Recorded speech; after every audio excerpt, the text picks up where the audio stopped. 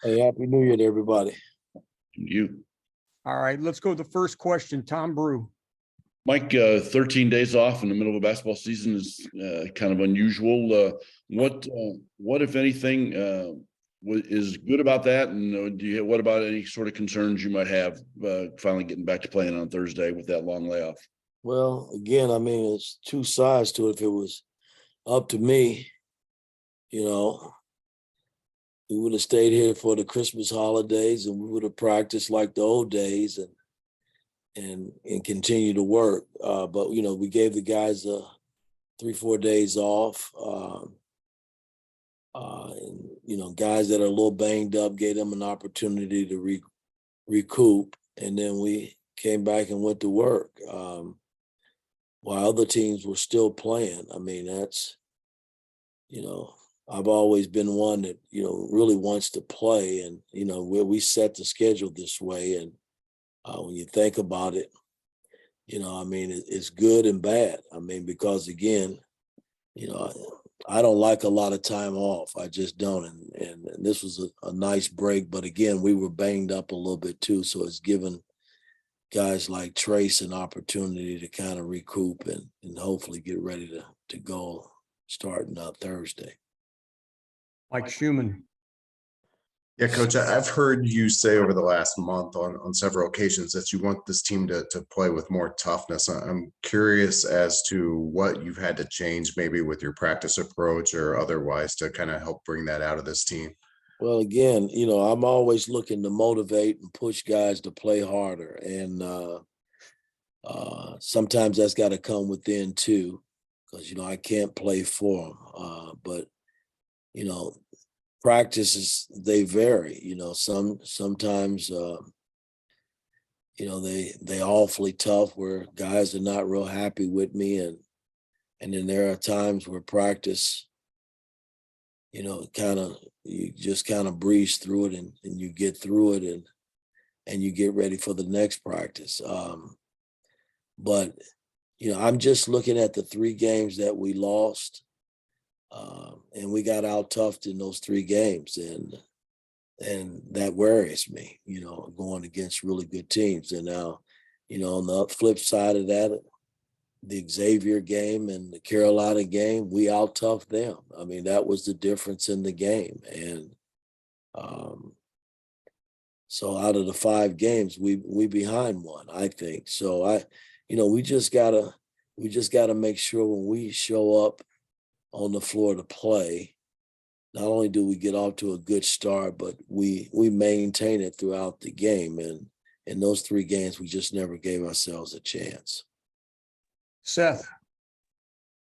The long break you had, that's longer than you'd ever really get during an NBA season. I'm just wondering how you kind of personally handled it as a coach. Like, did it give you a chance to do some self-scouting you don't normally get the chance to do during a season? Well, I went out and yes, I did. I did a number of things. I went and honored my high school coach. I went, and looked at a couple of high school games. And I spent all my time in Bloomington. I left for one day, and that was New Year's Day or New Year's Eve. I went back and checked on my home in Atlanta that day, and then came back New Year's morning and had practice and spent dinner with our team. So for me, it's just, I'm strictly basketball. That's what I do. And so I was here watching film on the computer and, trying to get ready for Iowa and seeing how we can beat Iowa. Tyler. Hey, Coach. Hope you're doing well. With what X is going through right now in his rehab, I know you went through something similar your senior year at IU. I guess, how has that experience that you had kind of been able to help you just guide him through and help him through what he's going through right now? Well, again, I mean, we had different injuries.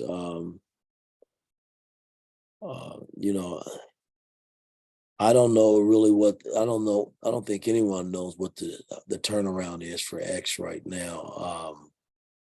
Only he will know that strictly how his body and his foot accepts, the therapy that he's putting in, the rehab to get back on the floor. My situation was a little different because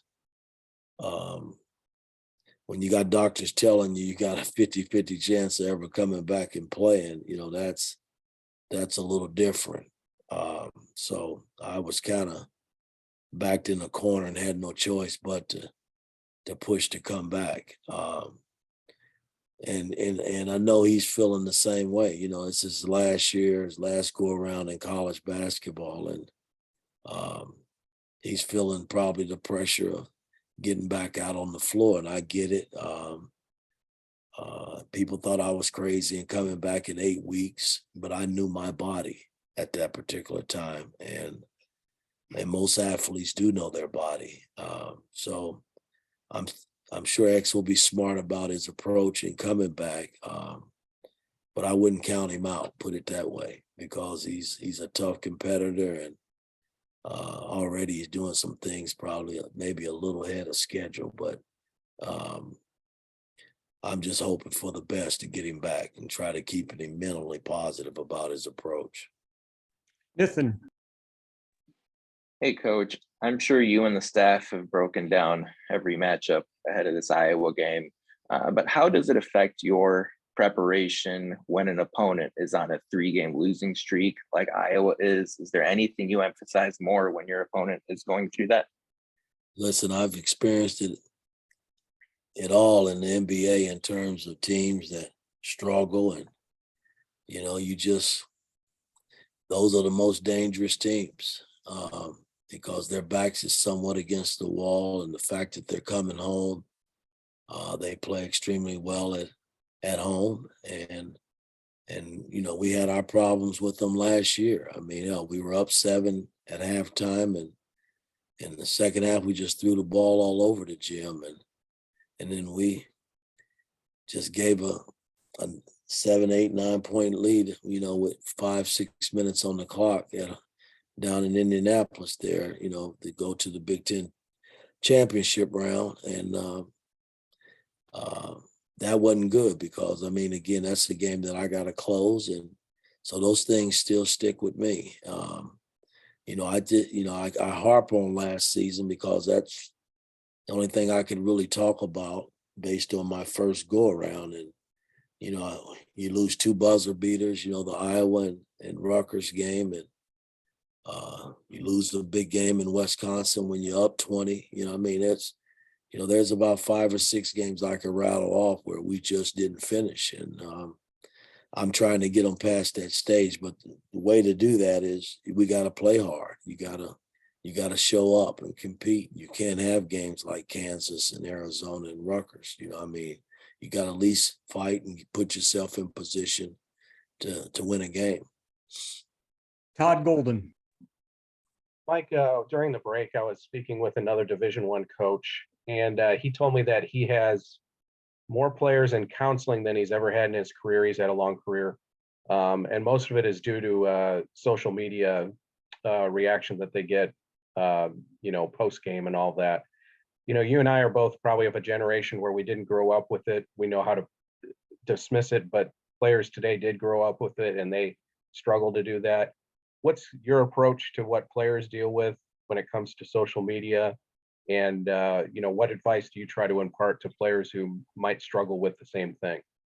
Well, I wish it was that easy just to tell them to leave it alone, but it's not. It's in their DNA. This is what they do. And it's tough, man, because it's ruined a lot. It's hurting a lot of athletes, I think, but they can't get away from it. So yeah, you do have counseling set up for a lot of players, and we deal with it with our team as well. I won't hide that fact, but I don't know how you get around it though, because again, unless a player just stays away from social media and focus on his craft, they'll never get away from it, So you hear good things, one day, and the next day it's all tumbling down on you. And a lot of these cats, they just can't they can't mentally take it, and handle it. It's sad, but social media is not going anywhere. And, I just got it from a coaching standpoint, man. I just got to, when I catch a guy that's down or he's going through some situations, man, I just hope that he comes and talks to me where we can possibly get them help, and they're not out on the limb by themselves. Zach, Mike, I guess I just did want to ask you about Trace. You brought him up a little bit earlier, but it seems like he's kind of been just sort of resting through something when he can. With the break here, do you see a difference in where he's at health-wise, kind of getting ready to gear back up for Big Ten play? Yesterday was really the first time he's had some contact. And I thought he looked pretty good. But I won't know the extent of it until I get down there in the training room today and just see how he feels physically. But, he's been doing some things on the floor, but not a lot of contact. And yesterday, we had a lot of contact yesterday, and today we'll have a lot of contact. We'll scrimmage today and just kind of see where he is, providing that, he's feeling good about yesterday's practice.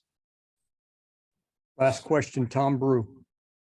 Mike, I suppose one of the good things about social media is that on Christmas morning, several million people watched Anthony Leal surprise his sister by paying off her student loans with his NIL money. I was wondering your thoughts on that and how much you enjoyed that yourself. Well, I think it's a beautiful thing because, again, a lot of these kids, man, I mean, NIL is helping out tremendously with a lot of these families. And for him to step up and do that, I don't know how much money he's made in NIL, but the fact that he's made some money and he's able to put it towards, his sister's schooling and her education is tremendous, man.